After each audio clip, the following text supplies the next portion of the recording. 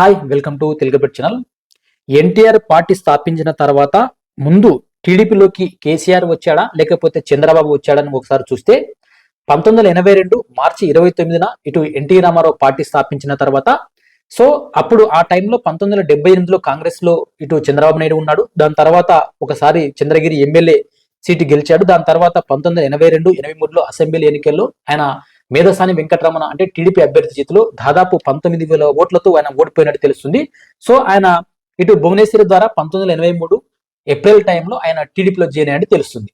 కేసీఆర్ చూసుకుంటే 1970లో ఆయన యూత్ కాంగ్రెస్ లో ఉంటున్నాడు. 1982లో ఆయన సిద్దిపేట టికెట్ అడిగాడు.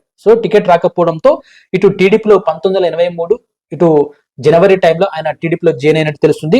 దాని తర్వాత 1985, 88, 94, 99లో కూడా ఆయన 4 సార్లు సిద్దిపేట ఎమ్మెల్యే గెలిచారు. ఇటు ఎన్టీఆర్ క్యాబినెట్ లో ఇటు డ్రాట్ మరియు రిలీఫ్ మంత్రి కూడా పనిచేశారు.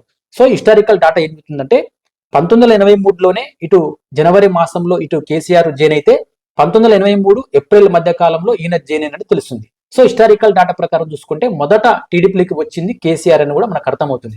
చూశారు కదా, మనం పెట్టే కంటెంట్ మీకు నచ్చినట్లయితే మన ఛానల్ సబ్స్క్రైబ్ చేయండి, లైక్ చేయండి, షేర్ చేయండి. Thanks for watching Telugu channel.